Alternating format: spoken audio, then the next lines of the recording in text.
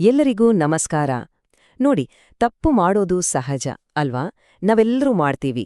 ಆದ್ರೆ ಕೆಲವು ಟೀಮ್ಗಳು ಯಾಕೆ ಪದೇ ಪದೇ ಒಂದೇ ತಪ್ಪನ್ನ ಮಾಡ್ತಾವೆ? ಈ ಒಂದು ಅವಲೋಕನದಲ್ಲಿ ನಾವು ಬರೀ ತಪ್ಪುಗಳನ್ನ ಸರಿಪಡಿಸೋದಲ್ಲ, ಬದ್ಲಾಗಿ ಆ ತಪ್ಪುಗಳನ್ನೇ ನಮ್ಮ ದೊಡ್ಡ ಶಕ್ತಿಯಾಗಿ ಹೇಗೆ ಬದಲಾಯಿಸಬಹುದು ಅಂತ ನೋಡೋಣ. ಹೌದು, ಯಾಕೆ ಟೀಮ್ಗಳು ಪದೇ ಪದೇ ಒಂದೇ ತಪ್ಪನ್ನೇ ಮಾಡ್ತಾವೆ? ಇದು ನಿಜಕ್ಕೂ ಎಲ್ಲರನ್ನೂ ಕಾಡೋ ಪ್ರಶ್ನೆ. ಸಿಂಪಲ್ ಆಗಿ ಹೇಳೋದಾದ್ರೆ, ಇದಕ್ಕೆ ಕಾರಣ ನಮ್ಮಲ್ಲಿ ಒಂದು ಸರಿಯಾದ ಸಿಸ್ಟಮ್ ಇಲ್ಲದಿರೋದು. ಆದ್ರೆ ಚಿಂತೆ ಬೇಡ, ಇದನ್ನ ಬದಲಾಯಿಸೋಕೆ ಒಂದು ದಾರಿ ಇದೆ. ನೋಡಿ, ಸಕ್ಸಸ್ಫುಲ್ ಟೀಮ್ಸ್ ಅಂದ್ರೆ ಅವರು ಯಾವತ್ತೂ ತಪ್ಪೇ ಮಾಡಲ್ಲ ಅಂತಲ್ಲ, ಅದರ ಸೀಕ್ರೆಟ್ ಬೇರೆನೇ ಇದೆ. ಅವರು ಮಾಡೋ ಪ್ರತಿಯೊಂದು ತಪ್ಪಿನಿಂದಲೂ ಸಿಸ್ಟಮ್ಯಾಟಿಕ್ ಆಗಿ ಕಲಿತಾರೆ. ಒಂದು ಸಮಸ್ಯೆ ಬಂತು ಅಂದ್ರೆ ಕೈ ಕಟ್ಕೊಂಡ್ ಕೂರಲ್ಲ, ಅದನ್ನೇ ಒಂದು ಅವಕಾಶವಾಗಿ ಬಳಸ್ಕೊಳ್ತಾರೆ. ಸರಿ, ಹಾಗಿದ್ರೆ ಇದಕ್ಕೆ ಪರಿಹಾರ ಏನು? ಅದೇ ತಡೆಗಟ್ಟುವ ಯೋಜನೆ ಅಥವಾ ಪ್ರಿವೆಂಟಿವ್ ಪ್ಲಾನಿಂಗ್. ಇದು ಸುಮ್ನೆ ತಪ್ಪುಗಳನ್ನ ಲಿಸ್ಟ್ ಮಾಡಿ ಸರಿ ಮಾಡೋದಲ್ಲ, ಇದು ಅದಕ್ಕಿಂತ ದೊಡ್ಡದು. ನಮ್ಮ ಸೋಲುಗಳನ್ನೇ ನಮ್ಮ ಗೆಲುವಾಗಿ ಪರಿವರ್ತಿಸುವ ಒಂದು ಬ್ಲೂ ಪ್ರಿಂಟ್ ಇದ್ದ ಹಾಗೆ. ಇದರಿಂದ ಭವಿಷ್ಯದಲ್ಲಿ ಅಂಥ ತಪ್ಪುಗಳು ಮತ್ತೆ ಆಗದ ಹಾಗೆ ಒಂದು ರೀತಿ ಭದ್ರವಾದ ಕೋಟೆಯನ್ನೇ ಕಟ್ಟಬಹುದು. ಹಾಗಾದ್ರೆ ಈ ಬದಲಾವಣೆಯನ್ನ ಶುರು ಮಾಡೋದು ಹೇಗೆ? ಮೊದಲನೇ ಹೆಜ್ಜೆ ನಮ್ಮ ತಪ್ಪುಗಳನ್ನ ಒಪ್ಪುಕೊಳ್ಳೋದು. ಅಷ್ಟೇ ಅಲ್ಲ, ಅದರಿಂದ ಕಲಿಯೋಕೆ ಮನಸ್ಸು ಮಾಡೋದು.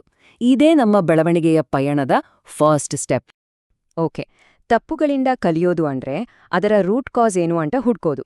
ಆದ್ರೆ ಇಲ್ಲಿ ಒಂದು ದೊಡ್ಡ ಮೈಂಡ್ಸೆಟ್ ಶಿಫ್ಟ್ ಬೇಕು. ನಾವು ಯಾರ್ ತಪ್ಪು ಮಾಡಿದ್ದು ಅಂತ ಬೆರಳು ತೋರ್ಸೋದನ್ನ ಬಿಟ್ಟು ಇದು ಯಾಕಾಯ್ತು ಅಂತ ಪ್ರಶ್ನೆ ಮಾಡ್ಬೇಕು. ಆಗ ನೋಡಿ ಸಮಸ್ಯೆಯ ಆಳಕ್ಕೆ ಇಳಿಯೋಕಾಗೋದು. ಒಂದು ಸಮಸ್ಯೆ ಅನ್ನೋದು ಒಂದು ಐಸ್ಬರ್ಗ್ ತರ. ನಮ್ಗೆ ಕಾಣಿಸೋದು ಬರೀ ಅದರ ತುದಿ. ಅಸಲಿ ಕಾರಣ ಆಳದಲ್ಲಿ ನೀರಿನ ಕೆಳಗೆ ಮುಳುಗಿರತ್ತೆ. ನಾವು ಮೇಲೆ ಕಾಣಿಸೋದಕ್ಕೆ ಸುಮ್ನೆ ಬ್ಯಾಂಡೇಜ್ ಹಾಕಿದ್ರ ಏನ್ ಪ್ರಯೋಜನ? ಆಳವಾಗಿ ವಿಶ್ಲೇಷಣೆ ಮಾಡಿ ಅದರ ಮೂಲ ಕಾರಣವನ್ನೇ ಪತ್ತೆ ಹಚ್ಚಿ ಸರಿಪಡಿಸಬೇಕು. ಈ ವಿಶ್ಲೇಷಣೆಯನ್ನ ಒಂದು ಪವರ್ಫುಲ್ ಟೂಲ್ ಆಗಿ ಬಳಸಬಹುದು. ಹೇಗೆ ಅಂತೀರಾ? ಒಂದು ಉದಾಹರಣೆ ತಗೊಳ್ಳೋಣ. ಅಂದುಕೊಳ್ಳಿ, ಒಂದು ಡೆಡ್ ಲೈನ್ ಮಿಸ್ ಆಯ್ತು. ಈಗ ಅದರ ಮೂಲ ಕಾರಣ ಏನು? ಸರಿಯಾದ ಪ್ಲಾನಿಂಗ್ ಇರ್ಲಿಲ್ಲ. ಇದರಿಂದ ನಾವು ಕಲಿತ ಪಾಠ ಏನು? ಉತ್ತಮ ಯೋಜನೆ ಎಷ್ಟು ಮುಖ್ಯ ಅನ್ನೋದು. ನೋಡಿ, ಹೀಗೆ ಪ್ರತಿಯೊಂದು ತಪ್ಪನ್ನ ಅದರ ಕಾರಣ ಮತ್ತು ಅದರಿಂದ ಕಲಿತ ಪಾಠದ ಜೊತೆ ಲಿಂಕ್ ಮಾಡಿದಾಗ ಒಂದು ಕ್ಲಾರಿಟಿ ಸಿಗುತ್ತೆ. ಸರಿ, ಈಗ ನಮ್ಗೆ ಸಮಸ್ಯೆಯ ಮೂಲ ಕಾರಣ ಏನು ಅಂತ ಗೊತ್ತಾಯ್ತು. ಈಗ ಮುಂದಿನ ಹೆಜ್ಜೆ ತುಂಬಾನೇ ಸ್ಪಷ್ಟ. ನಾವು ಪರಿಹಾರಗಳನ್ನ ಡಿಸೈನ್ ಮಾಡ್ಬೇಕು. ನೆನ್ಪಿಡಿ, ಇದು ಸುಮ್ನೆ ತಾತ್ಕಾಲಿಕ ಪರಿಹಾರ ಅಲ್ಲ, ಇದು ಫ್ಯೂಚರ್ ಸಕ್ಸೆಸ್ಗೆ ಒಂದು ಗಟ್ಟಿಯಾದ ಬ್ಲೂ ಪ್ರಿಂಟ್ ರೆಡಿ ಮಾಡ್ದಾಗೆ. ಈ ಬ್ಲೂ ಪ್ರಿಂಟ್ ಇದೆಯಲ್ಲ, ಇದು 4 ಮುಖ್ಯ ಪಿಲ್ಲರ್ಗಳ ಮೇಲೆ ನಿಂತಿದೆ. ಮೊದಲನೇದು ನಮ್ಮ ಪ್ರಾಸೆಸ್ ಅಥವಾ ಕೆಲಸದ ವಿಧಾನವನ್ನ ಇಂಪ್ರೂವ್ ಮಾಡೋದು. ಎರಡನೇದು ನಾವು ಬಳಸೋ ಟೆಕ್ನಾಲಜಿಯನ್ನ ಅಪ್ಗ್ರೇಡ್ ಮಾಡೋದು. ಮೂರನೇದು ನಮ್ಮ ಕಮ್ಯುನಿಕೇಷನ್ ಅಥವಾ ಸಂವಹನವನ್ನ ಸ್ಟ್ರಾಂಗ್ ಮಾಡೋದು.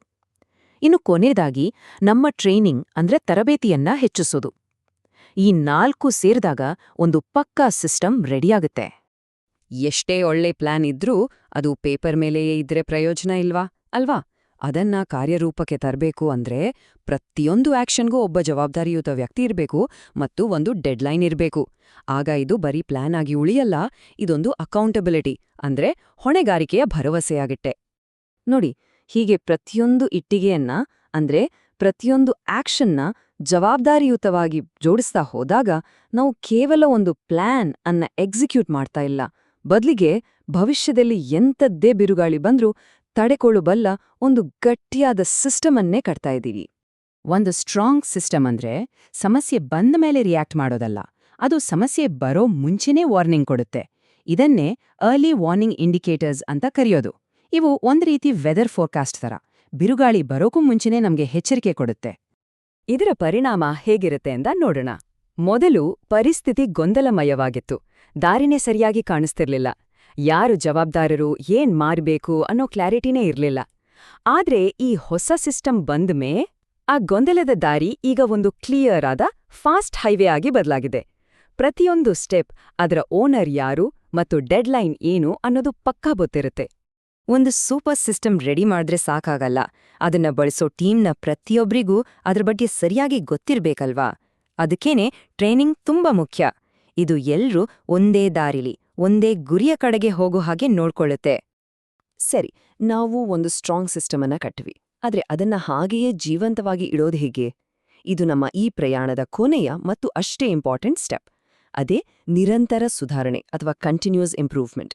ಇದು ಒಂದು ಸರಿ ಮಾಡಿ ಬಿಡೋ ಕೆಲ್ಸ ಅಲ್ಲ, ಇದೊಂದು ಅಭ್ಯಾಸ ಆಗ್ಬೇಕು, ನಮ್ಮ ಕಲ್ಚರ್ನ ಭಾಗ ಆಗ್ಬೇಕು. ನಾವು ಮಾಡ್ತಿರೋ ಪ್ರಯತ್ನಗಳು ವರ್ಕ್ ಆಗ್ತಿದ್ಯಾ ಇಲ್ವಾ ಅಂತ ಹೇಗ್ ಗೊತ್ತಾಡೋಕೆ?